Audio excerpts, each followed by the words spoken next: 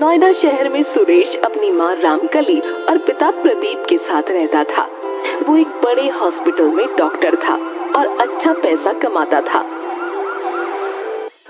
माँ मैं निकल रहा हूँ, बाय। अरे रुक जा, नाश्ता तो किया कर, रोज तुझे समझाना पड़ता है। अगर मैं अपने आप समझ जाऊंगा तो आप मुझे रोज टोकोगी कैसे?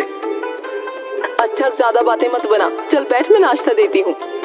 सुरेश नाश्ता करने बैठ जाता है और तभी अचानक उसका फोन बजता है। उसे पता चलता है कि उसके दोस्त ऋषि की मौत हो गई है। उसके पैरों तले जमीन खिसक जाती है। नहीं नहीं, ये नहीं हो सकता। नहीं नहीं नहीं नहीं। क्या हुआ बेटा? ऋषि नहीं रहा। अरे ऐसा कैसे हो सकता है? मैं उसके घर जा रहा हूँ। हाँ बेटा, जल्दी जा। सुरेश फौरन कार उठाता है और उसके घर पहुंचता है। इंस्पेक्टर साहब, आप यहाँ क्या कर रहे हैं? क्या हुआ है? हमें इसके पड़ोसी ने फोन करके बुलाया क्योंकि इसकी मौत बिल्कुल नेचुरल नहीं है। मर्डर या सुसाइड भी हो सकता है, इसलिए अब इसकी बॉडी पोस्टमार्टम के लिए जाएगी। Oh God, I can't believe it. अगले दिन सुरेश सुबह उठकर हॉस्पिटल जाता है, लेकिन उसके मन में सिर्फ ऋषि की मौत का ख्याल चल रहा था। उसे अचानक याद आता है कि आज पोस्टमार्टम रिपोर्ट आनी है। वो तुरंत पुलिस स्टेशन पहुंचता है। इंस्पेक्टर साहब, क्या ऋषि की पोस्टमार्टम रिपोर्ट आ गई? हाँ, रिपोर्ट आ गई है। तो क्या पता चला? रिपोर्ट के मुताबिक ऋषि की मौत ड्रग ओवरडोज से हुई है।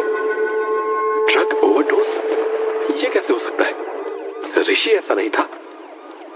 हमें भी यही लगा था, लेकिन रिपोर्ट साफ साफ दिखा रही है कि ऋषि पिछले काफी समय से ये ड्रग ले रहा था।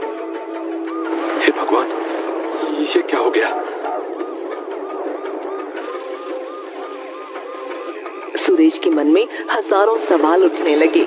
वो खुद को दोषी मानने लगा कि वो अपने दोस्त की परेशानी को नहीं समझ पाया। वो पुलिस स्टेशन से बाहर निकल गया और उसने तुरंत अपने पिता को फोन किया और सारी बातें बताईं। बेटा, जो हो गया उसे बदला नहीं जा सकता। तुम अपने आप को दोष मत दो। नहीं पापा, मुझे कुछ करना होगा। मैं इस ट्रक के बारे में और जानना चाहता हूँ। छोड़ना बेटा, क्या करेगा उसके बारे में जानकर? नहीं पापा, ये ड्रग्स बेचने वाले लोगों की जिंदगी खराब कर रहे हैं। मुझे बहुत गुस्सा आ रहा है। सुरेश वापस पुलिस स्टेशन के अंदर जाता है और इंस्पेक्टर से उस ड्रग के बारे में पूछता है। इंस्पेक्टर बताता है, दरअसल ये ड्रग आजकल शहर में एक गिरोह के द्वारा बेची जा रही है। हम इस गिरोह की तलाश में, लेकिन अभी तक हमें कोई ठोस सबूत नहीं मिला है। तो आप लोग क्या कर रहे हैं? अगर आप लोग जल्दी कुछ नहीं करेंगे तो और लोग भी ऐसे ही मरते रहेंगे। देखिए, हम अपनी पूरी कोशिश कर रहे हैं, समझे? लेकिन ये चीजें समय लेती हैं। आप इस मामले में दखल न दें और हमें अपना काम करने दें। लेकिन ये आपके काम का नतीजा है कि मेरे दोस्त की जान गई है। अगर आप लोग सतर्क होते तो ये गिरोह कब का पकड़ा जा चुका होता। डॉक्टर सुरेश, अगर आप यहाँ और रुकेंगे तो मैं आपको इस मामले में अरेस्ट भी कर सकता हूँ। जाइए और अपना काम कीजिए, हमें अपना काम करने दीजिए। सुरेश का गुस्सा और बढ़ जाता है। उसे लगता है कि पुलिस सही तरीके से अपना काम नहीं कर रही। वो वहाँ से निकल जाता है, लेकिन उसके मन में अब एक ही ख्याल था, इस ड्रग गिरोह को पकड़वाने का। सुरेश पुलिस स्टेशन से गुस्से में निकलकर अपने घर की ओर चल पड़ता है। रास्ते में उसे अचानक भूख लगती है और उसे एक एग ऑमलेट वाले की दुकान नजर आती है। चलो थोड़ा कुछ खा लेता हूँ, शायद इससे मेरा दिमाग शांत हो जाए। वो एग ऑमलेट वाले के पास जाता है और एक ऑमलेट का ऑर्डर देता है। भैया एक एग ऑमलेट बना दो। कितने का? 15 रुपए का। अभी आपको एकदम ताजा और गर्म ऑमलेट बना कर देता हूँ। भैया आपका ऑमलेट तो बाकियों से काफी सस्ता है, कैसे चला लेते हो दुकान? इसमें तो कोई खास कमाई नहीं होती होगी। अरे साहब, जैसे तैसे चला लेते हैं, आप चिंता ना करें, बस खाइए। सुरेश को एग ऑमलेट वाले पर शक होने लगता है। जब उसे मौका मिलता है तो वो धीरे से ऑमलेट वाले के किचन में झांकने की कोशिश करता है। देखता हूँ क्या चल रहा है यहाँ पर। कहीं ये कोई मिलावट तो नहीं कर रहा है जो इतना सस्ता बेच रहा है। सुरेश जैसे ही किचन में कदम रखता है उसके होश उड़ जाते हैं। वहाँ उसे ड्रग्स के पैकेट्स दिखाई देते हैं। ये क्या हो रहा है यहाँ? सुरेश की आंखें बड़ी हो जाती हैं। अब वो समझ चुका था कि ये एग ऑमलेट बेचने की दुकान सिर्फ एक बहाना है। असल में ये एक ड्रग डीलर है। ये तो वही ड्रग है जिसकी वजह से ऋषि की मौत हुई थी। मुझे पुलिस को तुरंत बुलाना होगा। सुरेश फौरन अपने मोबाइल से पुलिस को कॉल करने की कोशिश करता है, पर कॉल लगती नहीं। उसी समय उसकी दुकान पर एक पुलिस वाला आ जाता है।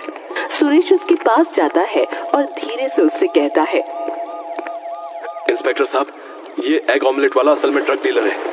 किचन में चलिए, आपको सबूत मिल जाएगा। ऐसा है तो तुम चलो, मैं पीछे पीछे आता हूँ। सुरेश किचन में पहुंचकर पुलिस के आने का इंतजार करने लगता है, पर तभी एग ऑमलेट वाला अचानक वहां आ जाता है। अरे तुम यहाँ क्या कर रहे हो भाई? तुम जैसे लोग इस समाज के लिए दबाओ। मेरे दोस्त की मौत तुम्हारे जैसे ही किसी ड्रग डीलर की वजह से हुई है। तुम्हें शर्म आनी चाहिए। अरे सुनो भाई सुनो, तुम गुस्से में हो, मैं समझ सकता हूँ, लेकिन मैं तुम्हें एक ऑफर देना चाहता हूँ। क्या बकवास कर रहे हो? देखो, तुम पैसे ले लो और मेरे पार्टनर बन जाओ। हम दोनों मिलकर बहुत पैसा कमा सकते हैं, समझे? तुमने मेरे दोस्त की जान ली है और अब मुझे रिश्वत देने की कोशिश कर रहे हो। तुम्हारे जैसे लोग इस दुनिया में रहने के लायक नहीं है, समझे? इसी बीच पुलिस वाला वहां पहुंच जाता है, लेकिन जब सुरेश उनसे बात करने की कोशिश करता है तो वो ये देखकर हैरान रह जाता है कि पुलिस वाला भी एग ऑमलेट वाले के साथ मिला हुआ है। क्या आप भी इसमें शामिल हैं? क्या हो गया है इस दुनिया को? मैं इस मामले को आपके सीनियर अधिकारियों तक ले जाऊंगा। आप सबको इसका अंजाम भुगतना पड़ेगा।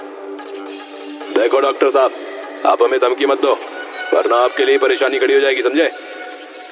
अरे नहीं नहीं, रुको, हम तुम्हें सच बताते हैं। फिर एग ऑमलेट वाला और पुलिस इंस्पेक्टर दोनों अपना आईडी कार्ड दिखाते हैं और बताते हैं कि वो असल में पुलिस वाले हैं। अरे हम असली पुलिस वाले हैं और ये सब एक सीक्रेट ऑपरेशन है, समझे? मेरा नाम रोहन है और ये करण है। हम असली ड्रग डीलरों और उनके बॉस को पकड़ने के लिए अंडरकवर काम कर रहे हैं, समझे? ये जो तुमने किचन में देखा वो असली ड्रग नहीं है। ओह, आई एम सो सॉरी। अगर ऐसा है तो मैं भी आपकी मदद करना चाहता हूँ। मेरे लिए ये एक पर्सनल मैटर है। अरे ये बहुत खतरनाक काम है, हम तुम्हें इसमें शामिल नहीं कर सकते। प्लीज, मैं मदद करना चाहता हूँ, ये मेरे लिए जरूरी है। पुलिस वाले पहले तो मना करते हैं, लेकिन सुरेश के जोर देने पर वो मान जाते हैं। ठीक है, अगर तुम इतने ही अड़े हुए हो तो सुनो।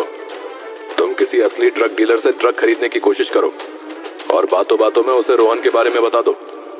कहो कि ये एग ऑमलेट वाला नकली ड्रग बेचता है और इसकी वजह से मार्केट में उनके ड्रग का नाम खराब हो रहा है। समझ गया, मैं ये काम करूंगा। सुरेश पुलिस वालों की योजना के अनुसार अपने रूप को बदलता है और चेहरे पर हल्की दाढ़ी और आंखों में काला चश्मा लगाकर एक ड्रग डीलर की तलाश में निकल पड़ता है। चलो सुरेश, अब ये तेरी असली परीक्षा है। तुझे ये काम किसी भी कीमत पर करना ही होगा। शहर की अंधेरी गलियों और कोनों में सुरेश कई बार नकली पहचान के साथ पहुंचता, लेकिन उसे कोई बड़ा ड्रग डीलर नहीं मिलता। ये काम जितना सोचा था उससे कहीं ज्यादा मुश्किल साबित हो रहा था, लेकिन सुरेश हार मानने वालों में से नहीं था। सुन, मुझे असली माल चाहिए और तुम्हारी इन बकवास चीजों में मेरा कोई इंटरेस्ट नहीं है, समझे? मुझे किसी बड़े आदमी से मिलवा। बड़े आदमी से? भाई तो ऐसे किसी से मिलते नहीं बे। वैसे भी तुझे असली माल क्यों चाहिए रे? क्योंकि मैं बिजनेस में बड़ा खेल खेलना चाहता हूँ। ये छोटा मोटा काम मेरे लिए नहीं है। अब अगर तेरे पास मेरे काम की कोई चीज नहीं है तो मैं किसी और को ढूंढ लूंगा। वो लोग अभी ये बात कर ही रहे थे कि वहाँ पुलिस पहुँच गई और उन्होंने सुरेश को पकड़ लिया। पेडलर भाग निकला। अरे आप लोग मुझे क्यों पकड़ रहे हैं? मैं तो आपका ही काम कर रहा हूँ। अरे क्या बक रहा है तू? है? अपना मुंह बंद रख। पुलिस उसे ले जाकर हवालात में बंद कर देती है। उसकी समझ में कुछ नहीं आता कि ये क्या हुआ। वो चिल्लाता है, अरे अरे मुझे आपके अंडरकवर इंस्पेक्टर करण और रोहन ने ये करने के लिए कहा था ताकि इस ड्रग्स के रैकेट के पीछे के मास्टरमाइंड को पकड़ा जा सके। अरे किसी और को बेवकूफ बनाना, समझे? इंस्पेक्टर करण मैं ही हूँ और रोहन नाम का तो कोई पुलिस वाला है ही नहीं यहाँ। और दूसरी बात, हमने कोई अंडरकवर पुलिस वाले इस केस के लिए नहीं भेजे हैं, समझे? ये सुनकर तो सुरेश के पैरों तले जमीन ही खिसक गई, क्योंकि अब उसे समझ में आया कि वो दोनों असल में ड्रग डीलर ही थे, कोई पुलिस वाले नहीं। अगर ऐसा है तो मेरी बात का यकीन करिए इंस्पेक्टर साहब, वो एग ऑमलेट वाला और उसका साथी ड्रग डीलर है। प्लीज उसकी दुकान पर जाइए, आपको उसके किचन में सारे सबूत मिल जाएंगे। अरे मुंह बंद कर ले वरना तेरी टांगे तोड़ दूंगा, बता रहा हूँ। सुरेश ने उस पुलिस वाले को बहुत समझाया, साथ ही अपने दोस्त ऋषि के बारे में भी बताया। तब जाकर उस पुलिस वाले ने सुरेश की बात मानी। ठीक है, हमें उस ऑमलेट वाले के पास लेकर चल।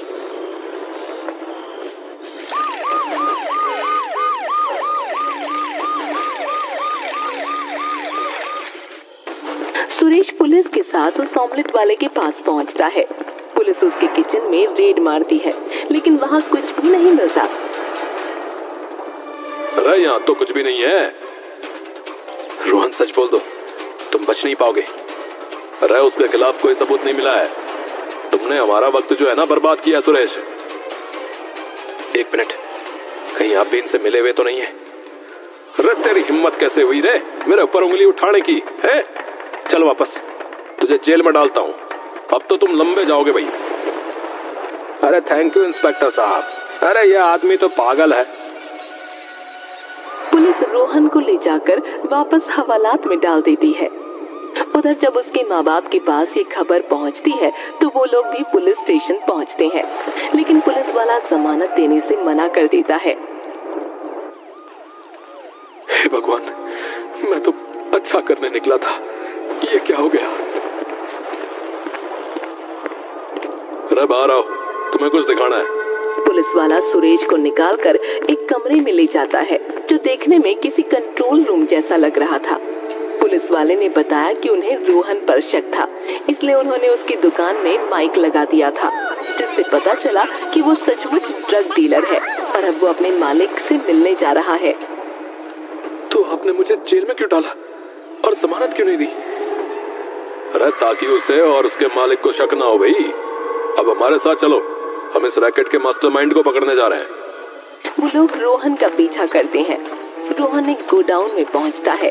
पुलिस धावा बोलकर उन लोगों को पकड़ लेती है और मास्टरमाइंड के रूप में सामने आता है सुरेश का बाप प्रदीप। पापा, आप तुम लोग यहाँ? हाँ भाई, हम लोग यहाँ।